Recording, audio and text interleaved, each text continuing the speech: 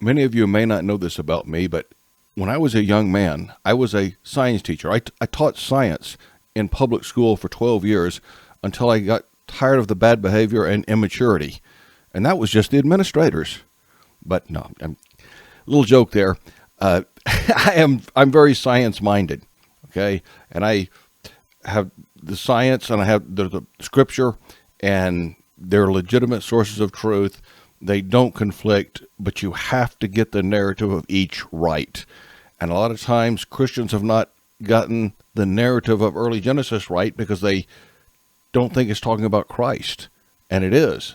And science sometimes doesn't get the science right. They come up with a narrative that isn't right either. And I predicted one in my book. I wrote my book in 2016, was the first edition. And I talked about human origins. And of course, the Bible pretty much says that Adam, we can argue about, was it 6,000 years ago? Was it 12,000 years ago? A range there. But basically, a fairly recent Adam was created and put in a garden in the Near East. And the Bible pretty much plainly says that. But the Bible doesn't say plainly that Adam was the first human being and Eve was the first human being. The only place it says Adam is the first man is in 1 Corinthians chapter 15, where it says Christ is the second and the last man. And that's just because he's comparing Adam to Christ. Here's the first man, here's the second man. He's not saying he's the first man in the human race. There's nowhere the Bible does say that.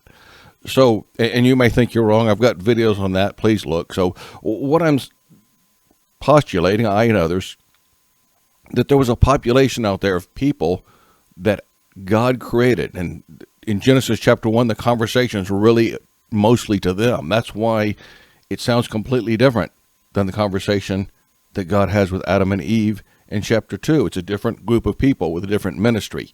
It's like, there's just like it is today. It's always been like this. There's the special group God's communing through in the garden, and then there's the people outside the garden who are supposed to be blessed by them. And then he tried it with Israel. There was a special people, Israel, and he was going to bless the world through them, and they were going to be a light to the nations. And then that didn't work out, so now there's the church, and with the church, he's having a special blessing, and they're supposed to be a blessing wherever they are. That has worked out in history. The nations that were Christians have brought us really scientific progress, political liberty, and economic prosperity. There have been some great blessings in the world, but we can do much better. But that's not what this video is about. This video is about a place where science has the narrative wrong, and it's wrong in a way that is getting in my business. Like most of the conflict between evolution and creationism, to me it is a false conflict for reasons I won't get into in this video. But their narrative, not the data of their experiments, but their narrative about the origin of, and a lot of this is the science media and not scientists themselves, but their narrative they have about the origin of humanity gets in the way of what I'm saying in my model. And I'm saying that humanity is a distinctive population. Adam was a distinctive and specially created individual. He was a figure of Christ, which is what Romans 5:14 says about him. Doesn't ever explicitly say he was the first human being or the sole founder of mankind, but it does say that he was a figure of Christ. And Christ came into a world full of people that needed a closer relationship with God, and I believe so did Adam. They were in innocence, but they weren't good. So that is my model.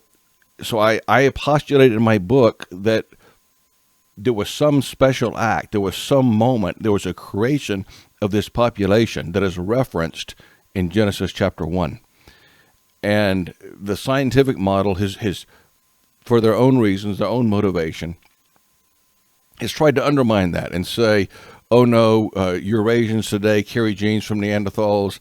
That's not what this video is about, but they've got that one wrong too. I'm going to leave a link. If you're watching on YouTube, I'll leave a link to the homepage of a Cambridge professor of evolutionary biology who it's not even a paper. He's presented papers, but they won't publish them. They publish his work in every journal in the world over 100 times because he's really good at it. but they don't like his conclusions here.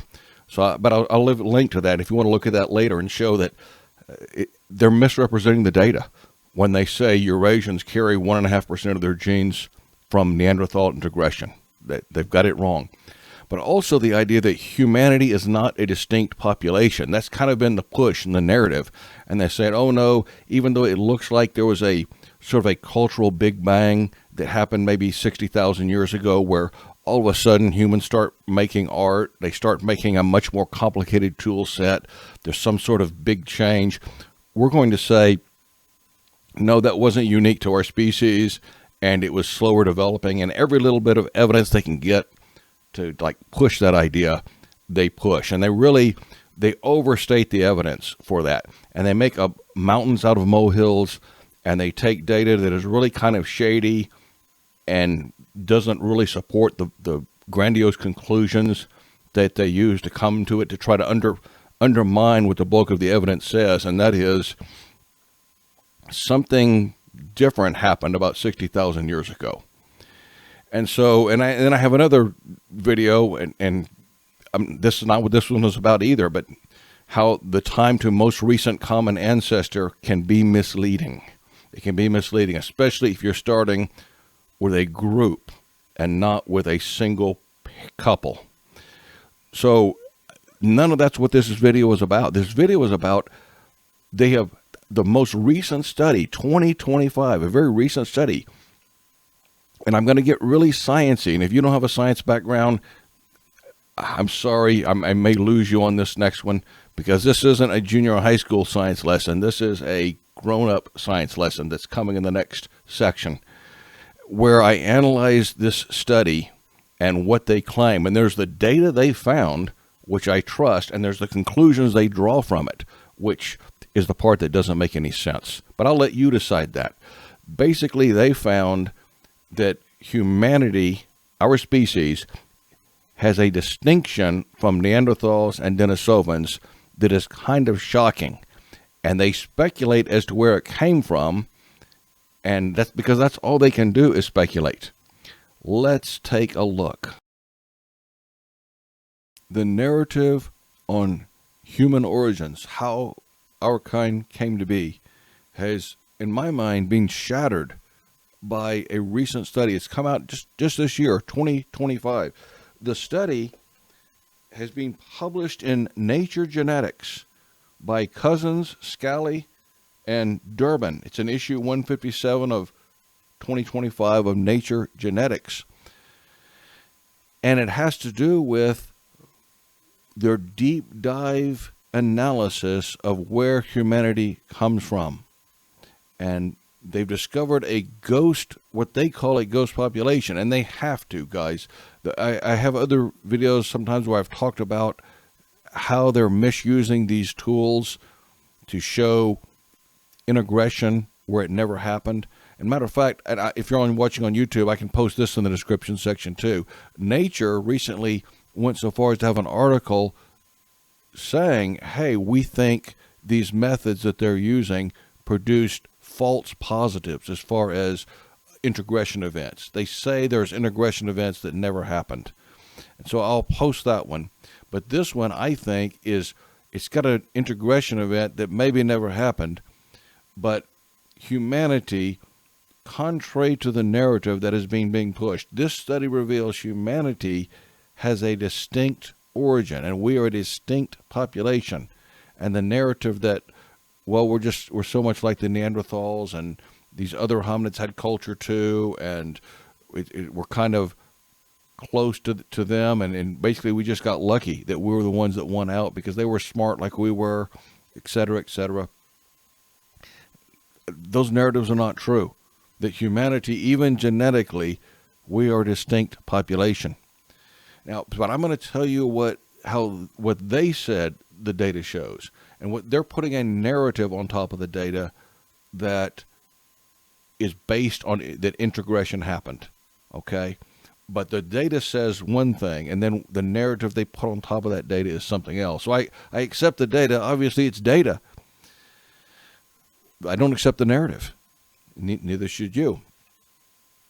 So the narrative is that 1.5 million years ago, two populations of hominids split.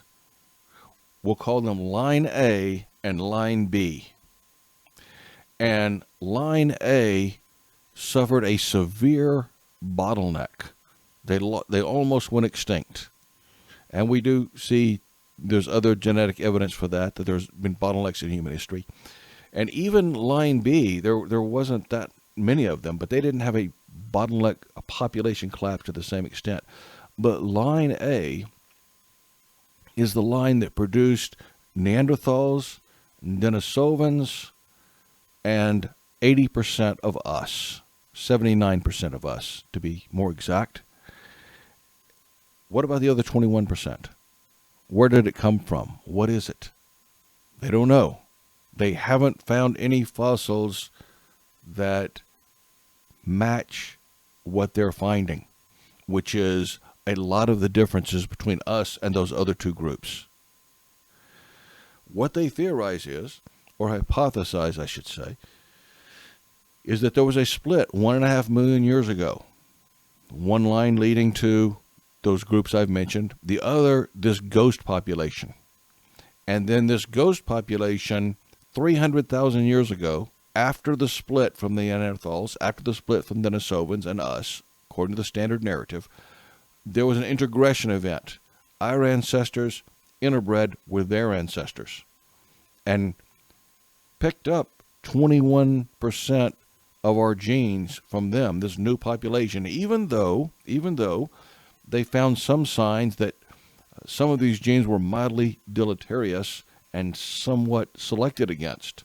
So who knows? It could have been closer to 60-40 or 50-50 if this hypothetical scenario happened.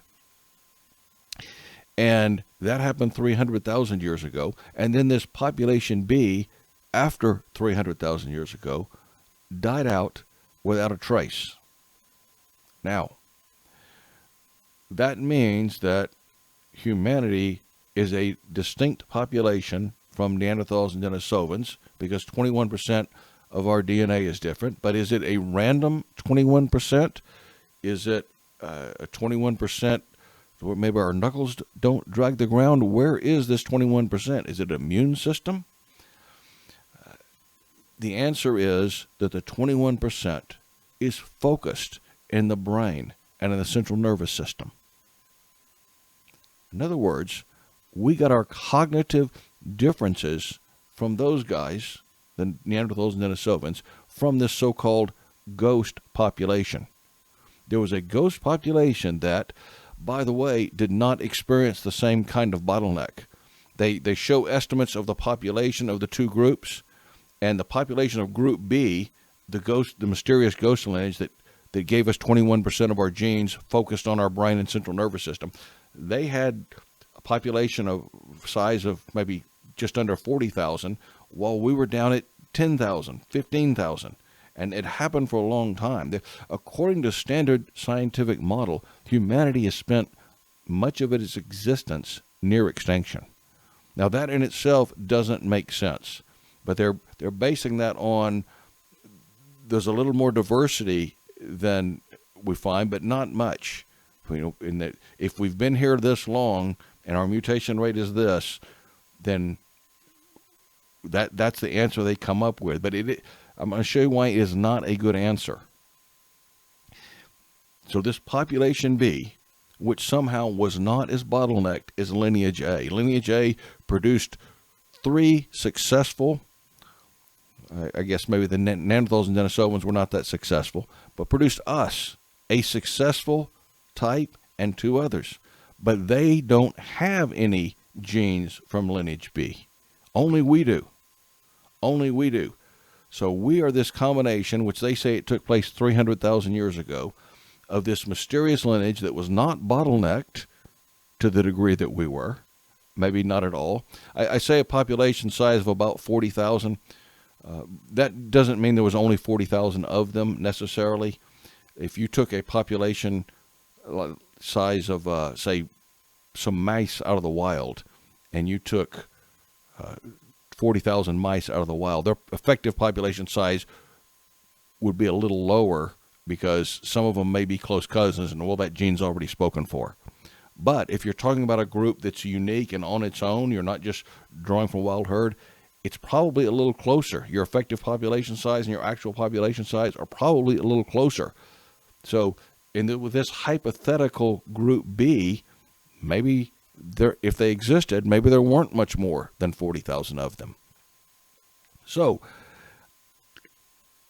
what the data tells us, what the data shows, is that our genes and our brain and our central nervous system are different from Neanderthals and Denisovans, radically different. But the assumption that we got that through integration with an unknown group is just that, an assumption. Humanity is radically different. We are a distinct population. That's what the data says. How we became that distinct population is, in my mind, up for debate. They're saying it's integration because that's all they got. But let's look at, is it reasonable? Is it scientific? Do they know who this population B was? No. Is it reasonable that this population B, that 300,000 years ago, was less bottlenecked than the population that supposedly gave rise to humans, Neanderthals, and Denisovans? It was less bottlenecked 300,000 years ago. It gave us all the genes that we need to make us cognitively better than those other two guys, and yet they disappeared without a trace, and we survived. Does any of that make sense? No. Does it make sense that humanity spent the most of its existence with a tiny breeding population almost on the edge of extinction until recently? No. None of that makes any sense. None of that is what you would expect to find and say, okay, these genes made us super smart, even though we were in a worse position than they were. We were almost extinct. We interbred with these people, and now we dominate the earth. The people we got those genes from, they died out without a trace. Even though at the time of the genetic exchange happened, there were more of them than there were of us. None of that makes any sense, guys. What I know is they've got it wrong, okay? Their science, in my mind, the data may be verified, but the narrative is unverified. Now, does that mean God did it? No, we can't prove with science that God did it.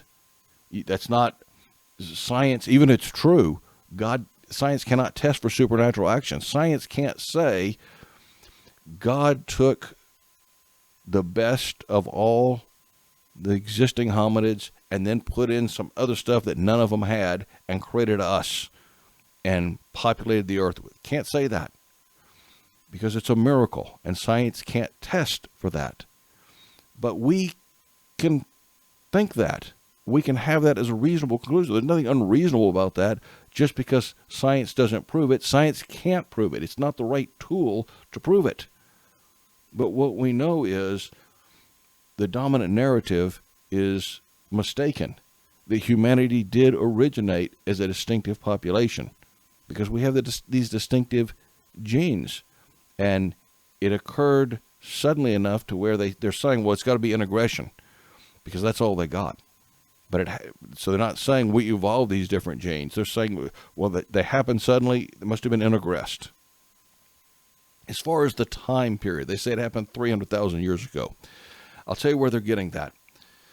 They're getting that because you take this 21% of genes that are exclusive to humans. Neanderthals didn't have them. Denisovans didn't have them because apparently this group of super smart hominids that died out, even though there was more of them than there was of us, didn't mate with them, only with us, according to this unlikely scenario.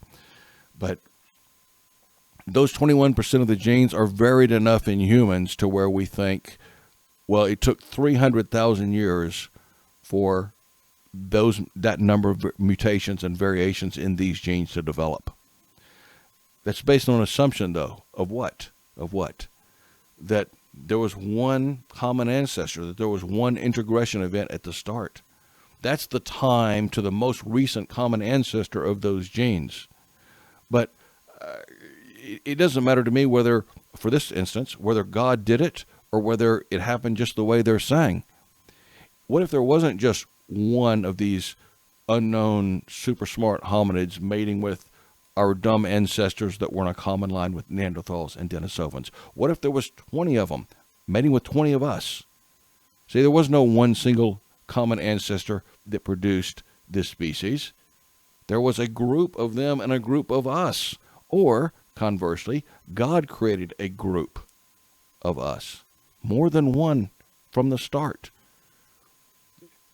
That totally messes up your calculations of the most recent common ancestor. It gives a false appearance of age to your most recent common ancestor. So, instead of 300,000 years ago, maybe these folks arrived 60,000 years ago, somewhere in that time period, 70,000 years ago at most. Maybe these genes show up at the same time advanced culture shows up, at the same time art shows up, at the same time modern human behavior shows up. That's what an unbiased look at the data says, that there's an explosion of culture and more advanced tool making, cognitive achievement 60,000 years ago or so.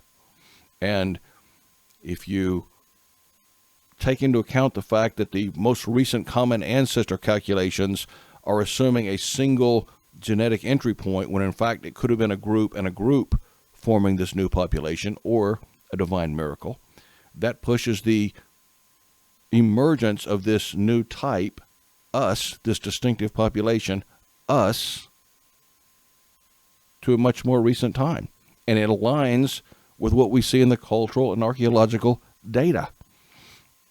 Now, again, this doesn't prove that God intervened and put those 21% of the genes in. But it does prove that humanity is a distinctive population.